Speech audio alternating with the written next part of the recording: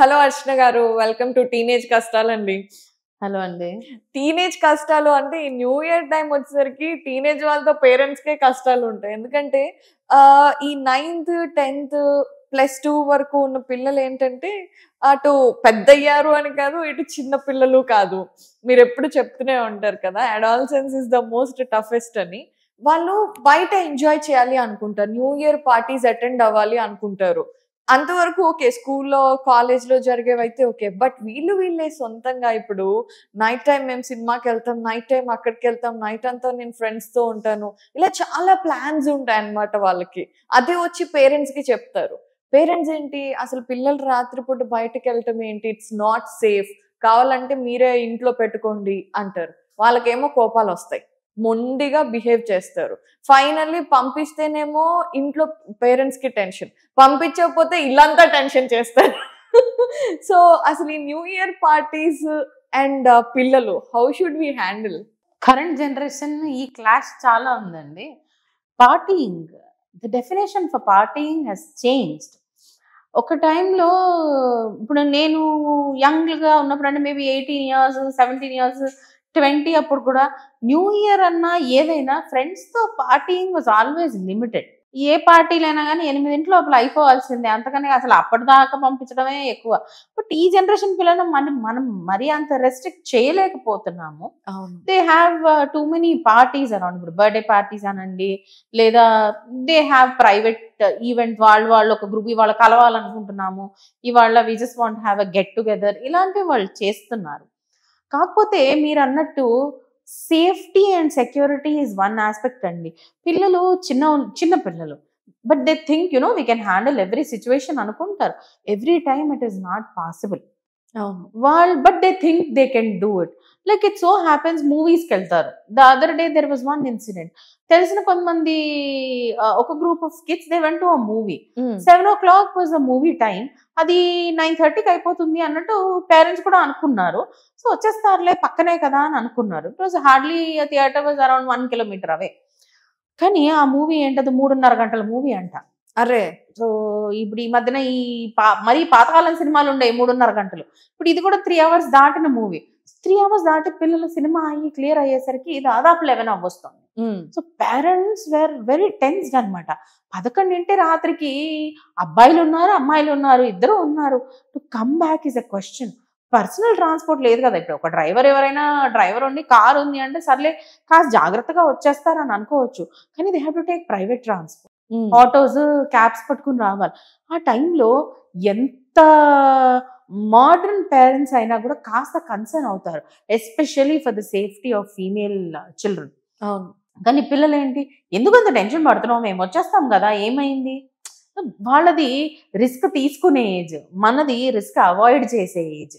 So ఎవరి వాదన వాళ్ళకు ఉంటుంది. అల్టిమేట్లీ పిల్లల్ని న్యూ ఇయర్ పార్టీయింగ్ అని మామూలుగా సినిమాలు కానీ ఒక టైం లిమిట్ దాటిన తర్వాత మనం అలా చేయకూడదు వాళ్ళని.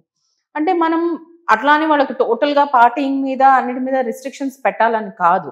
గివ్ దెమ్ లిబర్టీ, బట్ ఒక certain this is your box, నువ్వు ఏం డాన్స్ చేయాలనుకున్నా అందులోనే చేయాలి, ఈ బాక్స్ దాటడానికి వీలు లేదు. ఆ క్లియర్ ఇన్స్ట్రక్షన్ వాళ్ళకు ఉండాలి. ఇప్పుడు స్పెసిఫిక్గా న్యూ ఇయర్ గురించి కనుక మనం మాట్లాడినైతే మనం చూస్తుంటాం, న్యూ ఇయర్ మన ఆల్రెడీ మనకి గైడ్ లైన్స్ వచ్చేసాయి. Bars and other things can be open till 1 o'clock in the night. And ప్రతి పార్టీయింగ్ చోట we have lot of alcohol moving around. ఇటువంటి పరిస్థితుల్లో చిన్నపిల్లలు మేము తాగంలే అని అంటారు, కానీ రకరకాల ప్రలోభాలకు వాళ్ళు లోన్ అయ్యే ప్రమాదం ఉంది. లేదు, they are all good kids, they have not drunk or anything. అయినా కానీ చుట్టుపక్కల అందరూ they are in high that day, high స్పిరిట్స్లో ఉంటారు. ఏం జరుగుతుందో మనకు తెలియదు. ఇటువంటి టైంలో ఇండిపెండెంట్గా వాళ్ళని పబ్లిక్ ప్లేసెస్కి పంపించడం వితౌట్ ఎల్డర్స్ మానిటరింగ్ పంపించడం అన్నది అసలు అడ్వైజబుల్ కాదండి.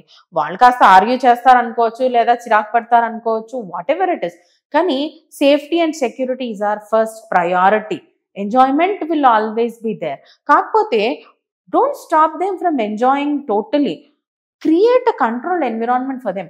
Maybe if they want to assemble in ఒక ఫ్రెండ్ ఇంట్లో అందరూ కలిసి పార్టీ చేసుకోవాలనుకుంటే అలౌ చేయండి. ఎందుకంటే ఇంట్లో కంట్రోల్డ్ ఎన్విరాన్మెంట్ ఉంటుంది, వాళ్ళ పేరెంట్స్ కూడా ఉంటారు అంటే మేక్ ష్యూర్ వాళ్ళ పేరెంట్స్ ఉన్నారు, ఒకసారి వాళ్ళ పేరెంట్స్తో మాట్లాడండి. ఆర్ దే ఓకే అందరూ వాళ్ళ ఇంట్లో కలవడానికి, అంటే ఎవరింట్లో వీళ్ళు గ్యాదర్ అవ్వాలనుకుంటున్నారు అన్నది. లేదా మీరు వాలంటీర్ చేయండి, ఓకే మన ఇంట్లో గ్యాదర్ అవ్వండి, నాకేం ప్రాబ్లం లేదు, అండ్ మనం వాళ్ళని మానిటర్ చేయాలి. Let them enjoy. ఒక దగ్గర ఫ్రెండ్స్ ఉండనియండి, ఆడనియండి, ఎగరనియండి, గోల పెట్టనియండి, లెట్ దెమ్ ఎంజాయ్. కాకపోతే ఎంజాయ్మెంట్కి ఒక రెస్ట్రిక్షన్స్. పబ్లిక్ ప్లేస్లో అంటే అండర్ ఏజ్ చిల్డ్రన్ వీళ్ళు ఆల్కహాల్ ఇట్లాంటి అలౌడ్ లేనప్పుడు మనం చెప్పలేము. ఒక గ్రూప్ ఆఫ్ 10 చిల్డ్రన్ వెళ్ళినప్పుడు ఒకళ్ళు ఏం చేయకుండా ఇంకొకళ్ళకి ఎక్స్పెరిమెంట్ చేయాలనిపించవచ్చు.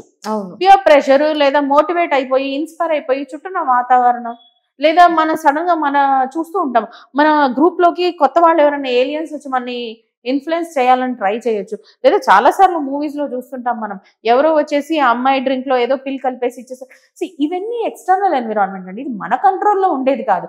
కాబట్టి ఎన్విరాన్మెంట్ మన కంట్రోల్లో ఉంచుకోవాలి. రైట్. 18 సంవత్సరాలని మనం ఒక లైన్ పెట్టుకున్నాము.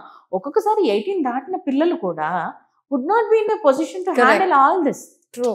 సో మనం పిల్లల్ని ఇదంతా హ్యాండిల్ చేయడానికి, లేదు మనం బయట పార్టీకి వెళ్ళినప్పుడు ఎవరో వచ్చి ఫోర్స్ చేసి లిక్కర్ తీసుకోమన్నప్పుడు, లేకపోతే ఇంకా దేనికో ఫోర్స్ చేసినప్పుడు పిల్లలు దాన్ని ఎంత అసర్టివ్గా నో అని చెప్పగలుగుతున్నారు, మనం వాళ్ళని అట్లా ట్రైన్ చేసామా లేదా, వాళ్ళకి కెపాసిటీ ఉందా లేదా, ఏదైనా ఇబ్బంది వచ్చినప్పుడు వాళ్ళు ఎంత క్విక్గా రియాక్ట్ అవ్వగలుగుతున్నారు, క్రైసిస్ మేనేజ్మెంట్ వాళ్ళు ఏ లెవెల్లో చేసుకోగలుగుతున్నారు, ఇవన్నీ కూడా మ్యాటర్ అండి. వాళ్ళకి ఈ ఏజ్ వచ్చేలోపు మనం ఇవన్నీ నేర్పియాలి అని అర్థం.